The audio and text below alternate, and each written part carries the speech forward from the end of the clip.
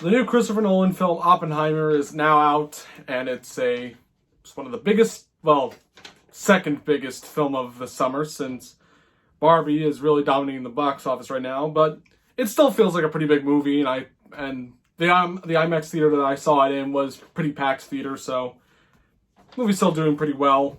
But I thought it is the perfect time now to rank every single Christopher Nolan film, going all the way back to Following, which is why it's good timing since it's 25th anniversary since Following, and so time to rank over 25 years of this guy's filmography. So let's get right into it with the Christopher Nolan ranking.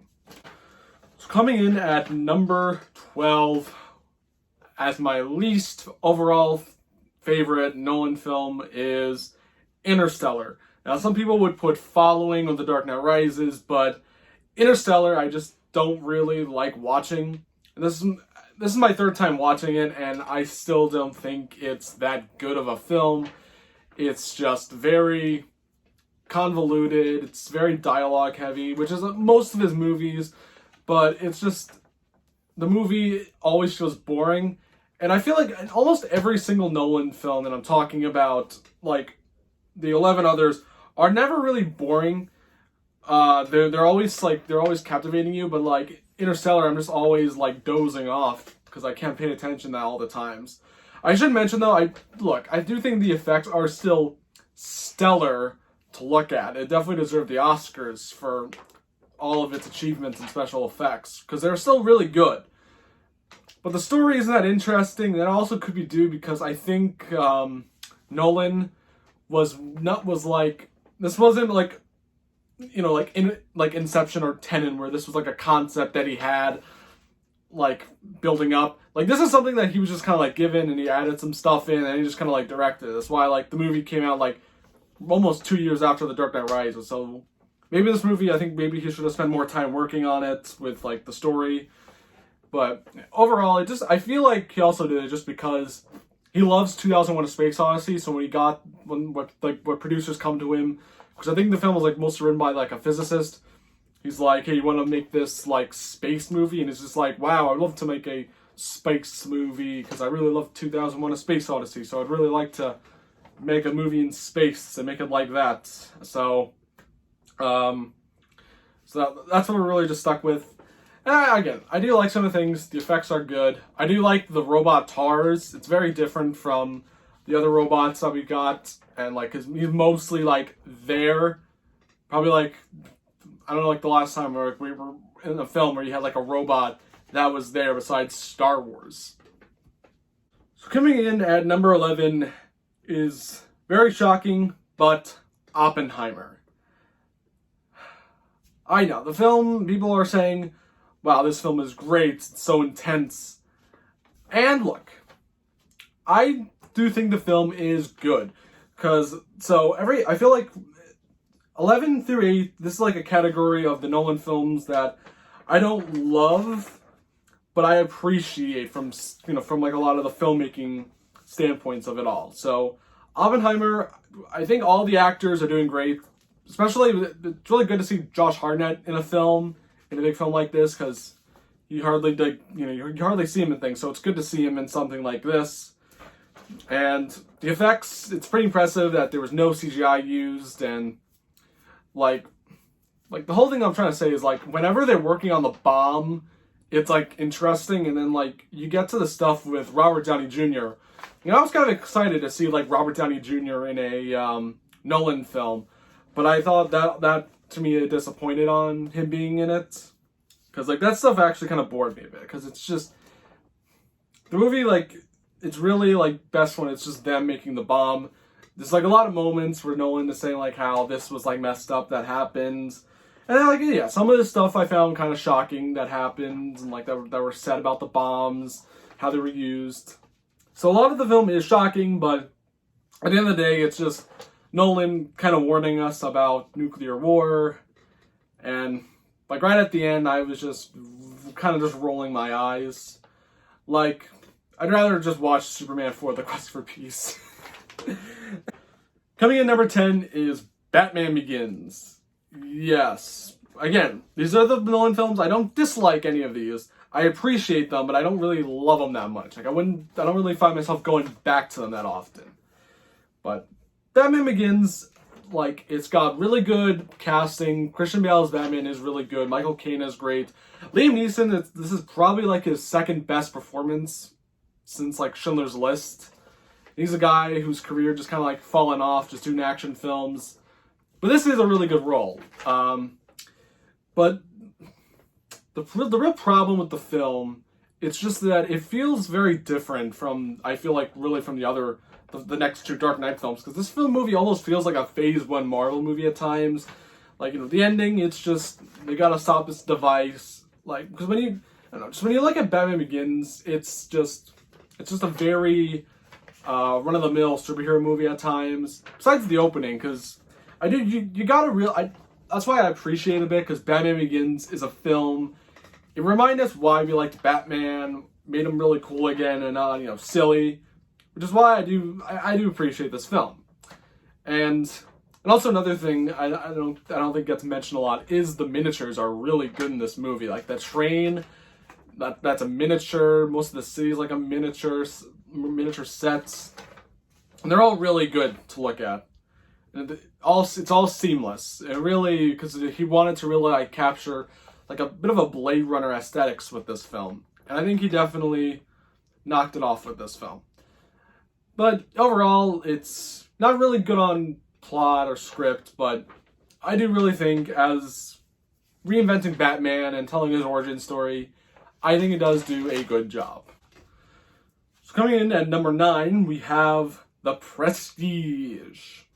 Another really good, I think it's a very solid Nolan film, and it has great performances, you know, from Hugh Jackman, Christian Bale, Michael Caine, Scarlett Johansson, Rebecca Hall, and David Bowie, who's in the movie for no reason, but he is great as Tesla, and he's got Andy Serkis on the side, which I feel like people forget that Andy Serkis is in this film.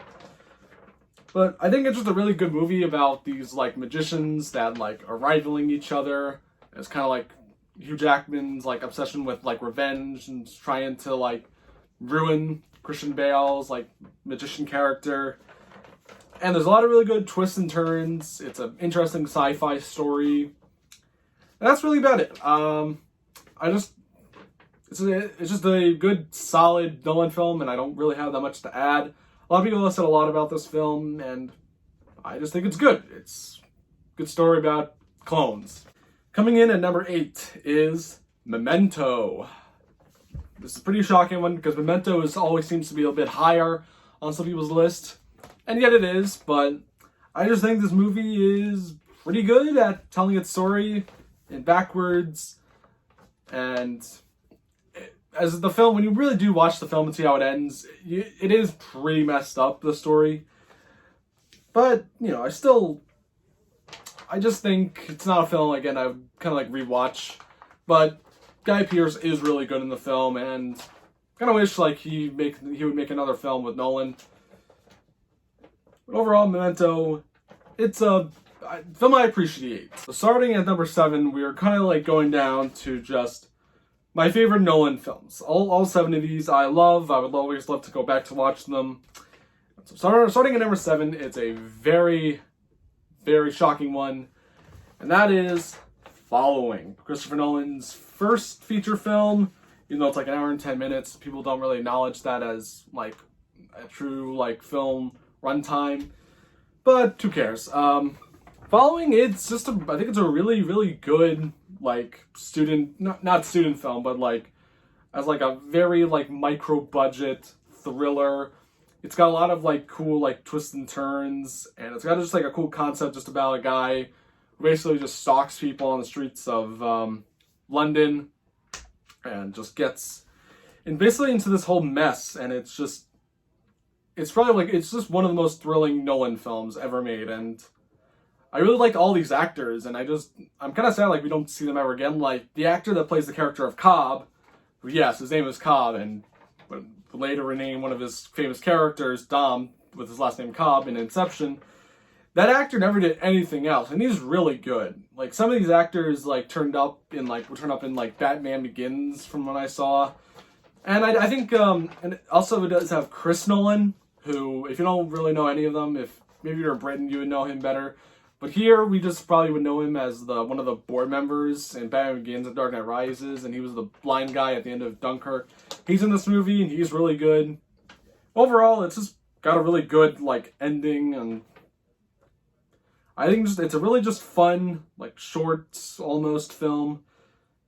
And never really drags, so following, not as bad as everyone said it is, but I recommend definitely get the Criterion Collection, because I think the movie gets a lot of, like, heat for how it sounds. But following is just, it's the best way to listen to it. Coming at number 6, we have Dunkirk. I think just it's a really, really good war film, and might been the best war film since probably Saving Private Ryan, where, like, just everything about it accurately depicts, like, an event that happened during war times. Well, I think, from what I heard, I think, like, the war vets that were at Dunkirk, they said the movie was a lot louder than the experience, so I think no one got that wrong. But the film, just the fact that it actually uses, like, real planes, and not like in films like Red Tails or like Midway, and just everything is just CGI. It's cool that he actually had, like, real planes flying around. I think the actual real boats. Filmed on Dunkirk, and it just, everything about it, it's just really intense. He shoots it very well, as always. And it's just no one's always considered for his, like, character stuff, and the fact that he kind of, like, makes it more just about people just trying to get off the beach without having any character moments, and you still actually, like, you still care for these characters, and you never really, like, think they're dull at all, because I don't think any of these characters are dull. At the end of the day, they're just people that have to get off this beach and get back to England. But it's just another great, like, achievement from Christopher Nolan, and God, I wish I actually saw this in the IMAX theater when it came out. Coming at number 5, we have The Dark Knight Rises. This might come off as a little, like, this is considered one of his, like, weakest films, one of his weakest scripts, some people might say. Yeah, maybe on a script standpoint, it's not that good, but I still love everything about it. I love just Tom Hardy's Bane is still amazing. Even if the twist is just that he wasn't the real bad guy of it all, he's still threatening at the end of the day. And my only problem is that we never really get to really, like, give him, like, a really great death scene where you really, I don't know. I think maybe, like, Batman really should have just killed Bane, and even though that's his rule, but at the end of the time, like, Gotham was about to end, so I think he should have just, like, dropped his rule of killing. My only other problem is just that, yeah, it's stupid that, Gordon just sends all of Gotham's police to just go down in the sewers when you could just send, like, a couple of SWAT teams down. That was just stupid, and why is he even still, like, why is he giving orders? He's in the hospital. It shouldn't be Matthew Modine. That's a nitpick. The film has a lot of just nitpicks, like Bruce Wayne coming back from, like, Middle East. But it's at the same time, you're kind of like, well, he's just Batman at the end of the day. My huge issue is that I feel like once, like, Gotham, like, has its, like, reckoning, like, after Bane gives that speech, I never really feel like Gotham is, like, becoming this, like, hellhole apocalypse landscape during those months of, like, occupation, which I think that was a bit of a letdown to see just, like, Gotham in flames. But I don't know. I think that just, like, would have been better than just, like, no one on the streets at all. Because I think that scene is so great when, like, Bane, like, released all the prisoners and, like, gets, they attack the rich. That's a really good scene, and they never really, like, do anything else with it besides the courtroom scene. But besides everything else, like, everything is just feels so massive. Like, this is, like, to me, I think Dark Knight Rises from here was when, like, his movies just started looking incredible. Like, Dark Knight Rises is just such an incredible film to look at. And the action is also great. It's like the opening plane scene is amazing. That, like, the third act with the cops fighting against, like, the thugs is really good action scene. Even the scene when Batman is fighting Bane, it's such a very dreadful scene to watch. I mean, it was dreadful for Tom Hardy, and it's such a great action scene. Dark Knight Rises, like, it has a lot of issues, but I still think it's still a impressive achievement for Nolan. A lot of just everything about it is just so amazing to watch. So, yeah. Coming in at number 4 is Insomnia. Bit of a weird one because Nolan really didn't write this film at all. Because what happened was, I think he made Memento, and then I think Steven Soderbergh, I think, like, handpicked him to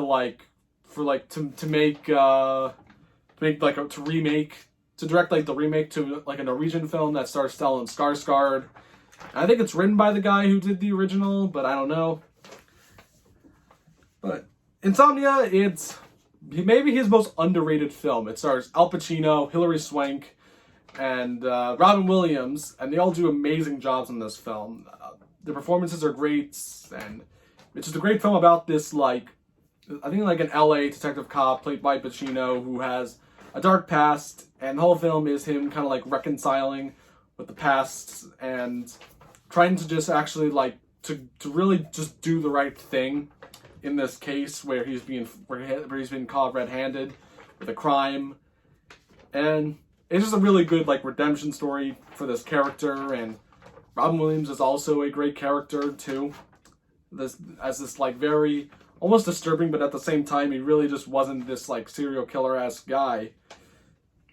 But Insomnia as a film, I think people need to appreciate more, because if this film, like, if Nolan didn't like sign on to make this film and make it as good as it was, we definitely would not have gotten the Dark Knight trilogy, because this is where his, you know, his time at Warner Brothers began. Like, this is where, like, you know, he had that long stretch of like films with Warner Brothers until, well, I guess he got pissed off because Warner Brothers had to release films on HBO Max during 2021, so that's why I went to Universal.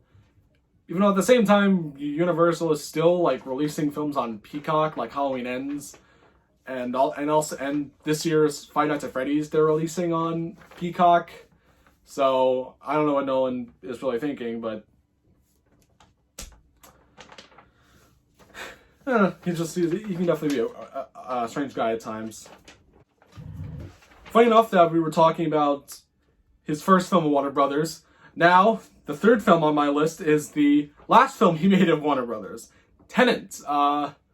This is probably the most highest controversial one on the list because no one really liked Tenet that much. I don't know what it really was. I think since it probably was like one of the few summer movies that actually came out during the pandemic. I think it was just this and the New Mutants, and that was it. But I think it was kind of a treat that, like, after not being at the theaters for 5 months, we get Tenet, like a Nolan action thriller with John David Washington, Robert Pattinson, and Kenneth Branagh as the villain. Like, that is such a treat, and everyone didn't like it at the end. And I'll admit, when I saw this, because this was like the first movie that I saw when theaters opened up. Like, this is the movie I had to go and see. I too was a little confused because as the film went on, it kind of just slowed down a bit. But after some rewatches, I love it every time I watch it. I love how it's a spy thriller, but at the same time, Nolan adds this like stuff of like time travel to it, which is cool. The villain, Kenneth Branagh, as a guy who just wants to destroy the world because he's dying, which is kind of like an interesting like villain. I know like people are kind of like saying like the film isn't based on character, but if you just watch the Patrick H. Willems video and explains like that how Tenet is this thing called vibes movie, I think you'll kind of like get a better understanding of this film in general, and that the movie is just Nolan wanting to make a spy James Bond film, which I think Nolan might be making because with Oppenheimer being Universal and he's like winning over Universal's trust, and I think Universal partially owns MGM. I'll have to correct that. But I would definitely love to see Nolan take on James Bond. Like, there's no reason why we can't have that Nolan Bond film happen. But Tenet, I think some people gotta give it a watch, and you gotta remember like what the French Q character says in the film. If you just go into that mindset, Tenet, you will love it. So coming in at number 2 is The Dark Knight. Everyone has talked about this movie before, and I don't really have anything else to add to it either.